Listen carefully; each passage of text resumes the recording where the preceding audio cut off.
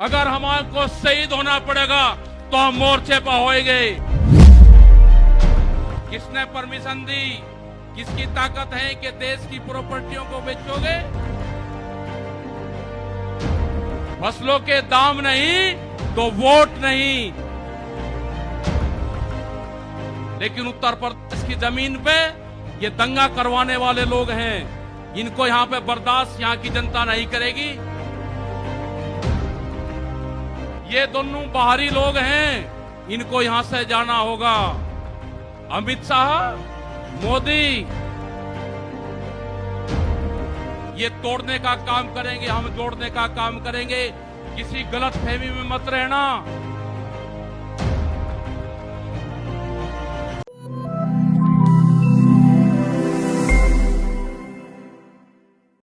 वो बेच रहे, इन लोगों की पहचान करनी पड़ेगी। देश में बड़े बड़े आंदोलन ये चलाने पड़ेंगे। आज से जो संयुक्त मोर्चा ने फैसले लिए हैं, उसके तहत हमको बड़ी बड़ी मीटिंगें पूरे देश भर में करनी पड़ेगी। अब ये मिशन खाली मिशन उत्तर प्रदेश और ये नहीं उत्तराखंड, मिशन होगा संयुक्त मोर्चे का देश बचाने का। ये देश बचेगा, ये संविधान बचेगा। आज लड़ाई उस मुकाम पर आ गई कि देश के जो नौजवान हैं, जो 14 करोड़ लोग जो बेरोजगार हमारे साथी, हमारे बच्चे हुए हैं, यह आंदोलन उनके कंधों पे है। जिस तरह से एक चीज बेची जा रही है, 3 कानून भी उसी का ही एक हिस्सा है। पहला है कि यहां पे रेल और हवाई जहाज और हवाई अड्डे बेचे जाएंगे। किसने परमिशन दी? किसकी ताकत है कि देश की प्रॉपर्टियों को बेचोगे? आपने घोषणा पत्र में नहीं लिखा, देश की जनता को धोखा दिया। धोखा नंबर 1।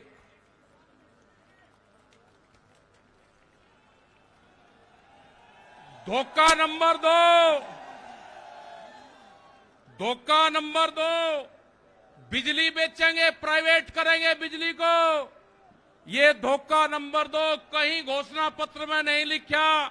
जब वोट मांगी नहीं कहा कि बिजली भी बेचेंगे।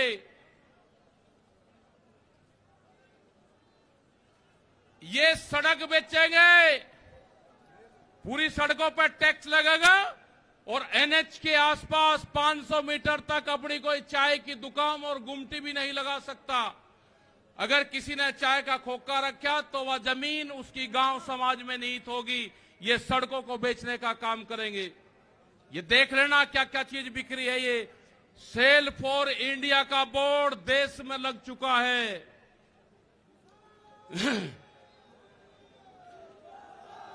ये है एलआईसी, जो बड़ी कंपनी देश की, बैंक, ये सब बिखरे हैं। इनके खरीदार कोई और नहीं है, खरीदार अडानी और अंबानी हैं। ये बिखरे हैं सब। एफसीआई की जमीन जहां पे हमारा भंडारण होता था, वे पूरी जमीन, पूरे गोदाम अडानी को दे दिए गए हैं। पूरी एफसीआई के जो गोदाम हैं अडानी के कब्जे में हैं। आपके पास में, भारत सरकार के पास में कोई भी गोदाम अब नहीं बचा है। देश के बंदरगाह, पूरा जो समुद्र के तट थे 100-100 किलोमीटर तक एक कंपनी को बेच दिए। वे बंदरगाह भी बिक गए। ये भी आपको जानकारी होनी चाहिए। वहां पे जो मछली पालन किसान हमारा था, जो नमक का किसान हमारा था, खत्म हो गए। बड़े बड़े बंदरगाह वहां पे बिक चुके हैं।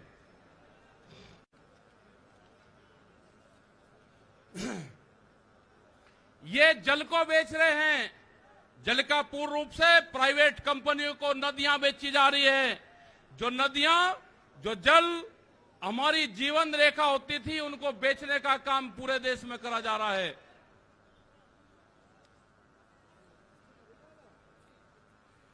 ये इंडिया ऑनलाइन सेल, मतलब कोई भी कीमत किसी भी चीज की लगा सकता है। भारत बिकाऊ है, ये भारत सरकार की पॉलिसी है। अब खतरे में कौन कौन है? ओएनजीसी, बीपीसीएल, इस्पात, शिक्षा, प्राइवेट जो चिकित्सा हो रही है, और देश के संविधान भी खतरे में है। जो बाबा भीमराव अंबेडकर का संविधान था वो भीड़ में बता जा रहा है, हम उसको भी बता रहे हैं कि बाबा भीमराव अंबेडकर का संविधान भी खतरे में है, उसको भी बचाना है। और ये खेती किसानी जिससे ये आंदोलन शुरू हुआ, ये खेती और किसानी भी बिक्री के कगार पे है। हमारी समझ में जब आया, जब देश की खेती बिकने के कगार पाई, जब ही आंदोलन शुरू हुआ। उसके 3 कानून 9 महीने से किसान आंदोलन है वो करने को तैयार नहीं है। आज हालात ये है कि आपका 10 साल पुराना आगे के 10 साल पुराना ट्रैक्टर नहीं चलेगा, वो भी इसी में ही आता है। आपको बैंक में कर्जा आप दुगना ले लो, आपको बैंक दुगना कर्जा दे देगा। आपको बैंक कहेगा कि गोल्डन कार्ड बना दिया, आप कर्जा ले लो, फसलों के भाव नहीं आपको देंगे। हम जिस जमीन पर आए हैं, ये जमीन उत्तर प्रदेश की जमीन, और जहां पे मुजफ्फरनगर का जो क्षेत्र है ये गन्ने की बेल्ट है पूरी। क्या इन लोगों ने ये नहीं कहा कि जब अगर हमारी सरकार आएगी तो हम 450 रुपए गन्ने का भाव देंगे? ये कोई भाव देने को तैयार नहीं है। यहां पे सरकारें पहले भी आई जिन्होंने 80 रुपया रेट बढ़ाया, दूसरे वाली सरकार आई 50 रुपए रेट बढ़ाया। क्या योगी सरकार उन दोनों से कमजोर है? 1 रुपया रेट नहीं बढ़ाया। हमारा 12,000 करोड़ रुपया से ज्यादा आज शुगर फैक्ट्री पे सरकार पे बकाया है। अगर हम मांगते हैं तो कहते हैं जी ये राजनीति कर रहे हैं। अगर ये मुद्दे उठाने राजनीति है तो ये मुद्दे यहां के लोग उठाते रहेंगे। हमें बहुत तरह के एलिगेशन लगाए गए। हम 9 महीने से वहां पे हैं, आप लोगों के बीच से वहां पे गए। आप बहुत जिम्मेदारी के साथ में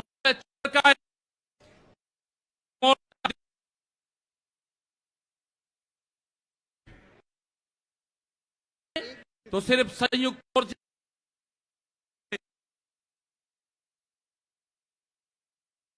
जमीन पर पैर नहीं रखेंगे भैया। यहाँ पे मुजफ्फरनगर की जमीन पे हम पैर नहीं रखेंगे। हम गाड़ी से यहां से वापसी जाएंगे। जब ये आंदोलन फतेह होगा, इस किसान और देश के जवान की जीत होगी, जब ही हम यहां पाएंगे। अत्याचार बहुत है। यहां पे पुलिस फोर्स के लोग भी होंगे। यहां पे पुलिस फोर्स के लोग हैं, उनकी सैलरी 25 और 30 हजार रुपए हैं। ड्यूटी वे 24 घंटे देंगे। मास्टर जो प्राइमरी का टीचर है उससे आधी सैलरी उनकी होगी। वे आवाज नहीं उठा सकते, उनकी आवाज को दबाया जाता है। उनका जो क्वार्टर है वो 500-600 फीट में है। उनके क्वार्टर बड़े बड़े, उनकी सैलरी भी टीचर के बराबर उनकी सैलरी हो। वे ड्यूटी देते हैं 24 घंटे। जितने भी सरकारी कर्मचारी हैं उनकी पेंशन खत्म करोगे। एमपी एमएलए की पेंशन लोगे 2-2, 3-3। कर्मचारियों की पेंशन खत्म करोगे। आप देश में प्राइवेटाइजेशन करोगे तो रोजगार खत्म होंगे। हमारी समझ में एक बात नहीं आई, जो बड़ी बड़ी कंपनी 67,000 और 1 लाख करोड़ रुपया सरकार का लेकर भाग जाती है, उन्हीं को ही फिर बड़े बड़े संस्थाएं बेच रहे हैं। वो पैसा कहां जा रहा है? अगर पूरे हमारे संस्थाओं के रेलवे बिक्री है, रेल के 4.5 लाख कर्मचारी बेरोजगार होंगे। मैंने जो सफाई कर्मचारी है उनसे बातचीत करी, रेलवे के या किसी भी नगर पालिका के हों, 5 और 6 हजार रुपए में वे सफाई कर्मचारी वाल्मीकि समाज के लोग नौकरी करेंगे यहां पे। अगर ठेका पड़ता होगी तो रोजगार जाएंगे। अगर प्राइवेट कंपनी के हाथ में ये कंपनी आ जाएगी, जिस तरह से रेलवे गई, 4.5 लाख कर्मचारी बेरोजगार होंगे। जो रेहड़ी पटरी के लोग अपना रोजगार चलाते थे, वे 4.5 करोड़ लोग हैं, वे बेरोजगार होंगे। बड़ी बड़ी अमेज़न जैसी कंपनी आ रही है जो इस देश में व्यापार करेंगी, इस देश में मॉल खुलेंगे, वे हमारे मजदूर भाई कहां जाएंगे? ये उनकी भी लड़ाई है। ये लड़ाई जितनी भी संस्थाएं बिखरी है उसकी लड़ाई है। और आपने आगे की और हम बात बता देना चाहते हैं। ये लड़ाई शुरू हुई 3 काले कानून से। ये लड़ाई शुरू हुई एमएसपी पे गारंटी कानून से।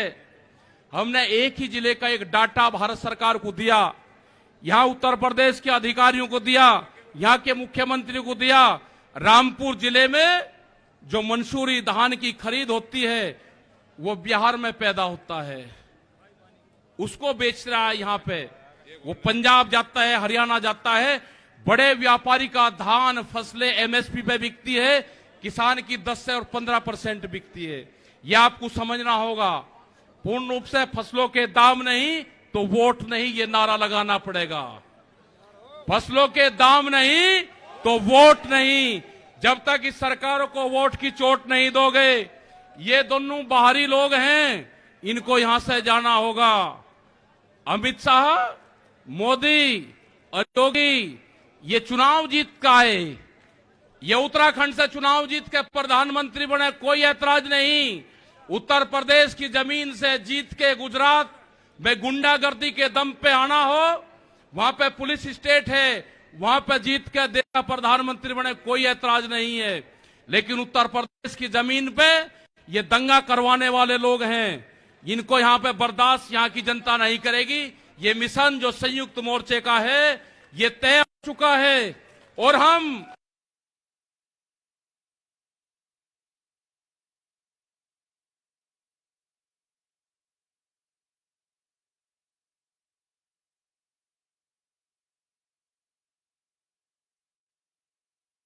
मोर्चा नहीं छोड़ देंगे। अगर हमारे शहीद होना पड़ेगा तो हम मोर्चे पर होएंगे, या तो जीत का आएंगे, बगैर जीते नहीं आएंगे वापसी। ये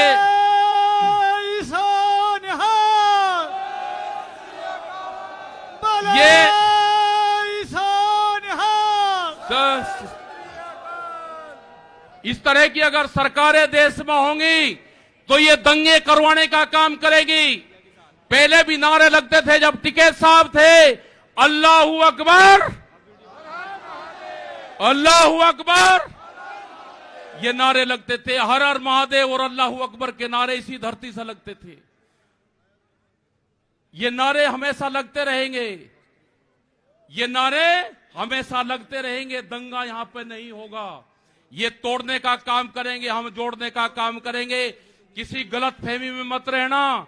ये देश हमारा है, ये प्रदेश हमारा है, ये जिले हमारे हैं। आप तैयार रहना। ये कहते हैं कि लाल किले पे किसान गया, अगर लाल किले पे नहीं, किसान तो अगर जाता तो पार्लियामेंट पे जाता जहां पे कानून बने हैं। लाल किले पे धोखे से लेके गए हैं आप हमको, हमारे लोग नहीं गए। धोखे से लेकर आप लोग गए हैं। क्या कोई देश की एजेंसी है कि जो उसको जांच कर दे? क्योंकि कोई एजेंसी बोलने को तैयार नहीं है। पूरे देश पे इनका कब्जा हो चुका है, पूरी एजेंसियों पे। देश में कैमरा और कलम पे बंदूक का पहरा है। कैमरा और कलम पे किसी प्रेस की हिम्मत नहीं कि वो किसान के पक्ष में दिखा दे। निगेटिव दिखाते हैं बहुत प्रेस के लोग। तो इन सब लोगों का आपको ध्यान रखना है। ये आंदोलन जारी रहेगा। वो 28 तारीख की जो काली रात है उसको आप याद करते रहना। हम वहां से हटेंगे नहीं, किसी भी कीमत पर वहां से जाएंगे नहीं। देश के नौजवानों का रोजगार का सवाल है। 450 रुपया क्विंटल गन्ने का इन्होंने भाव की बात करी थी, वो चाहिए हमको। हमको फसलों पे एमएसपी की गारंटी चाहिए। प्रधानमंत्री ने कहा कि 2022 में फसलों के रेट दुगने होंगे, आमदनी दुगनी होगी। 3 महीने की बात रहेगी है। 1 जनवरी से बिकने वाली फसलें दुगने रेट पे बेचेंगे। ये प्रचार हम करेंगे। हम जाएंगे देश की जनता के बीच में। पूरे देश में संयुक्त मोर्चा आंदोलन करेगा। और हमने बार बार कहा कि हमारे पंच भी यही है और हमारा मंच भी वही है। आपने बात सुनी, ये 20 लाख से ज्यादा लोग मुजफ्फरनगर की जमीन पाए। इन सब का बहुत बहुत धन्यवाद। सभी वॉलंटियरों का धन्यवाद। अभी हमारे कुछ लीडर रह रहे हैं, आप उनकी बात सुनोगे। धन्यवाद। जय हिंद, जय भारत। वाहेगुरु जी का खालसा, वाहेगुरु जी की फतेह। बैठो बैठो। धन्यवाद। ये हमारे सतना